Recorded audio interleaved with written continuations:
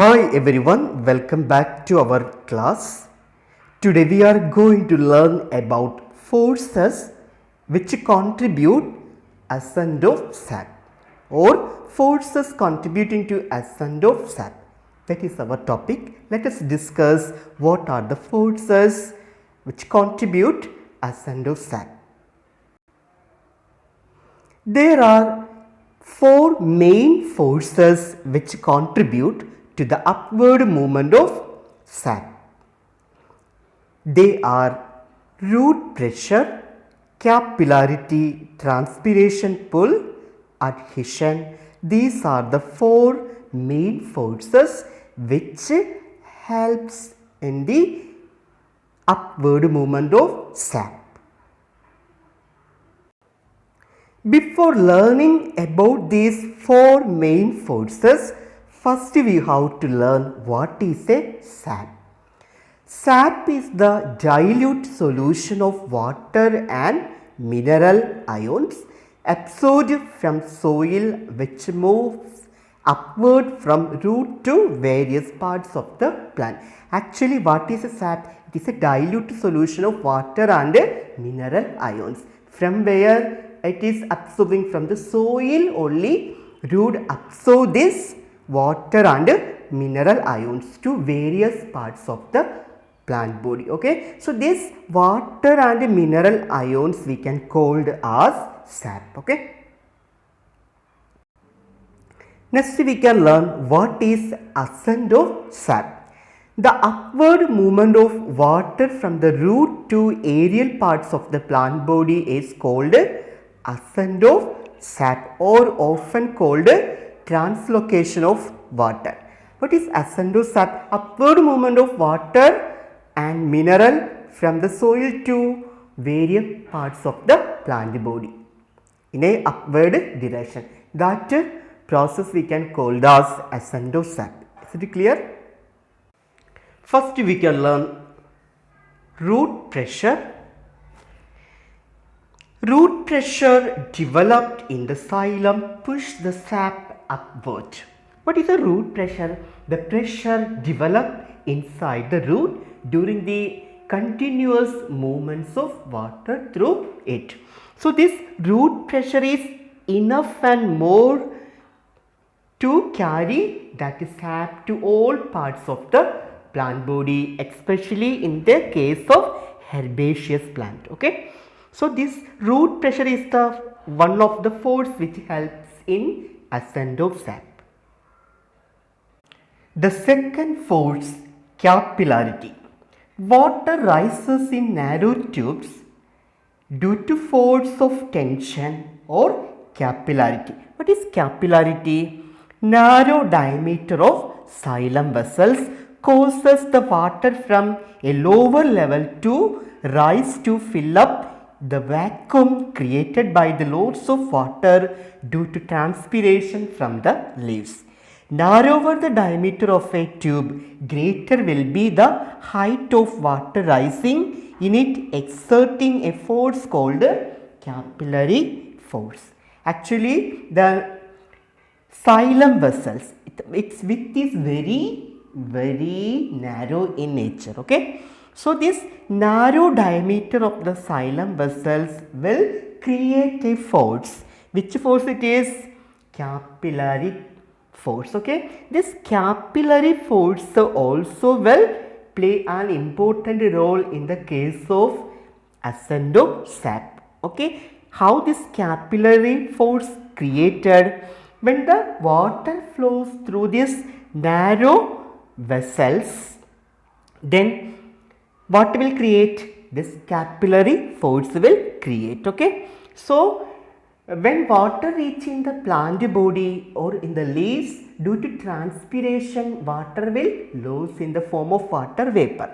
According to the laws, what will create? A vacuum will create inside the vessels. Then for filling this vacuum, more water will absorb from the root. Okay. By which force? Capillary force. So capillary force will develop due to the loads of water in transpiration. from the leaves. Okay. Narrower the diameter of the tube, greater will be the height of water rising in it, then exerting a force. That force we are calling as capillary force. Okay. Next force which helps in ascent of sap is transpiration pull. As the water is lost from the leaf surface by transpiration, more water molecules are pulled up due to the tendency of water molecules to remain joined. That process we can call as cohesion, and thus to produce a continuous column of water through the stem. Listen. From the leaves, by transpiration, what will lose? Water will lose. Okay. It can create a pull or force. That force will move downward and help in the water molecules to join together. Okay. Then by this force, what will happen? Water molecule will join together and it will continue that transportation process. This is known as the transpiration pull. Okay. It creates only when during transpiration. Okay. When water loss from the plant body, especially from the leaves, then this loss of water, according to the loss of water, what need to absorb? Water need to absorb. So when water loss take place, what will develop? Transpiration pull will develop. This pull will go downwards and it will help to joining that water molecules together. That joining process we can call as cohesion. Okay. Like this way, what will continue? That water transportation will continue in the root, especially in the xylem. Next we can learn the last force which helps in ascent of sap, that is adhesion. Actually, adhesion means the sticking nature of dissimilar particles together or molecules together. Here water molecules can stick with the leaf cells. Okay. So that property we can call as adhesion. So the force which helps in this adhesion is intermolecular force only. Okay. So it causes the water to stick to the surface of cells, thus drawing more water molecules from below when the leaf cells lose water during transpiration. During transpiration, automatically water will lose from the leaf surface. Okay. Then according to the loss, what will join? Water molecules will reach in the leaf. How it can reach? When the water loss, more water molecules will come and stick to the leaf cells. Like this way, that continuity it will maintain. It is very important in tall trees to push the sap in upward direction. But in the case of herbaceous plant, root pressure is enough and more to reach that sap to all parts of the body. But in the case of tall trees, root pressure is not enough to reach the sap to various part of the plant body. In such a cases, what is also necessary? Adhesion is also necessary. What is adhesion? Sticking nature of dissimilar particles together by intermolecular force. Here water molecules can stick with the leaf cells. Like this way, it maintain the continuity of water transport. Test experiment regarding osmosis. Take some concentrated sugar solution in a thistle funnel.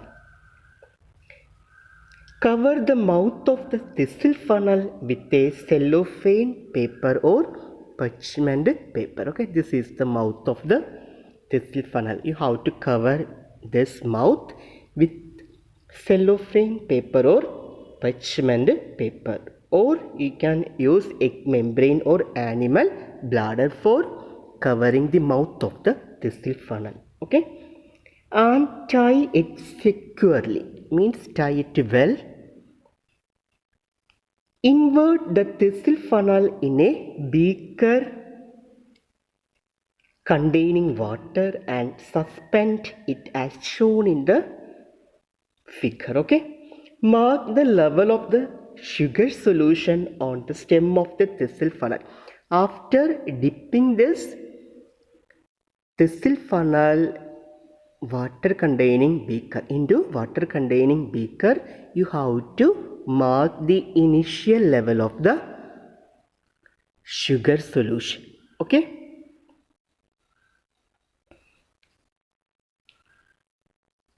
This is the experimental setup. Okay. As a control or as for comparison, take another thistle funnel. You can take another thistle funnel. Okay. You can use another thistle funnel with plain water. After taking that thistle funnel, you have to fill plain water in it. Okay.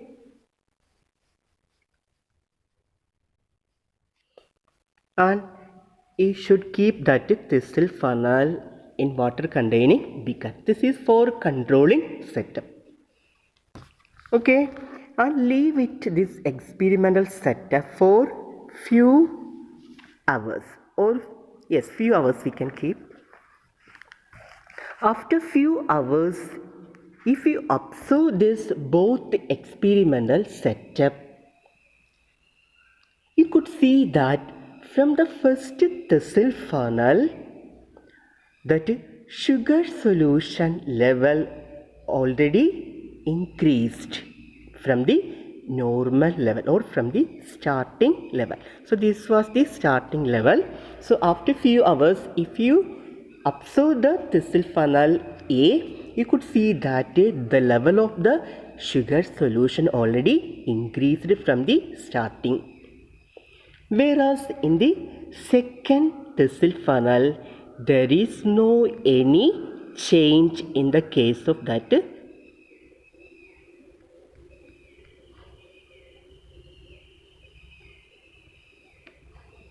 level of water inside the thistle funnel. Already in this we filled simple water in thistle funnel as well as in that beaker also. Okay, so there is no any change in the level of water in the thistle funnel of B. Whereas in the case of thistle funnel A, what changes you could see? In thistle funnel A, already that sugar solution level increased. What is the reason? In thistle funnel A, what process took place? Osmosis process took place. What is osmosis? The movement of water molecules from the region of a higher concentration to a region of lower concentration through a semi-permeable membrane. When we compare or when we observe this concentration gradient of sugar solution and water concentration inside the sugar solution is very less comparing the outside, because in beaker you can see water more concentrated. Okay, whereas in thistle funnel concentration of the water is very less, whereas solute concentration is very high. In such a cases, from the beaker, water will show a tendency to move towards the thistle funnel, where having low water molecular concentration, and this movement took place through a semi-permeable membrane. Here parchment paper acted as a semi-permeable membrane. Through this parchment paper only what entered? Water molecules entered inside the thistle funnel, and because of this water, what increased? The level of sugar solution increased. Okay, this is the experiment to show osmosis.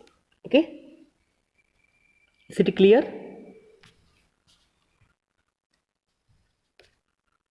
Next experiment regarding conduction of water through xylem. Take two leafy shoots such as those of a balsam plant, which have been cut under water to prevent any air bubbles getting in. Okay, after this, keep their lower ends dipping in water water. Afterwards, remove about 3 centimeter long outer ring, that is phloem from the plant A, whereas from the plant B, remove 3 centimeter long inner ring, that is xylem. Okay, from the plant A, you have to remove 3 centimeter long portion of the phloem, whereas from the plant B, you have to remove 3 centimeter long portion of xylem. After removing xylem and phloem from these plants, you have to keep these plants for 2 days. After 2 days, if you observe these plants, you could see that in the first ticks, the leaves remain turgid and stand out almost normally, whereas those in the second tick get wilted and droop down. After 2 days, when we observe this plant, what we could understand? From the first tick, the leaves almost turgid in nature, whereas in the second tick, the leaves are wilted in nature. Wilted means almost the leaves drop down. Okay, from this, what you understood? First leaves got water continuously, so it could maintain its turgidity, whereas in the second leaves didn't get water, because from the second tick we removed xylem, so the second tick leaves didn't get water, so it wilted.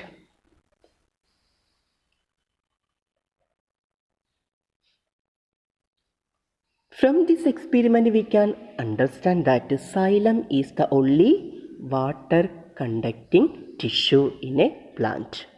Through xylem only water and mineral can transport. Okay, that is the aim of experiment. We have to prove that xylem is the only water conducting tissue in a plant. So when we do this experiment, we can understand this very clearly. Okay. Next, we can learn one experiment to show that water is conducted upwards through the xylem only. Materials required for these experiments are beaker, water, using stain, white balsam plant with roots. These are the materials required for this experiment.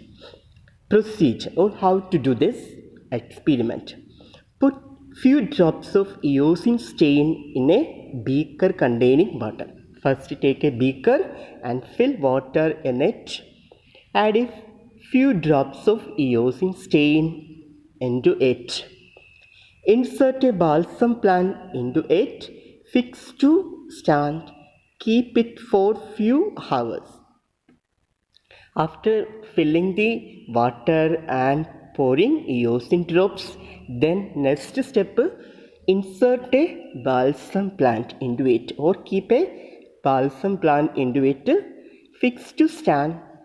Afterwards, keep the setup for few hours. Red lines can be seen in the transparent stem and in the veins of leaves. After few hours, if you observe that plant, you can see red lines on the stem as well as on the veins of leaves. When a section of the stem is observed under the microscope, it shows that only the xylem vessels are colored. If you cut a small portion or make a thin section from that stem and observe that section under the microscope, you can see or you could see that xylem vessels only get colored. Means colored portion you can see only in the xylem region. Rest of the regions are colorless in nature. From this we can understand that water conduction takes place only through xylem tissue.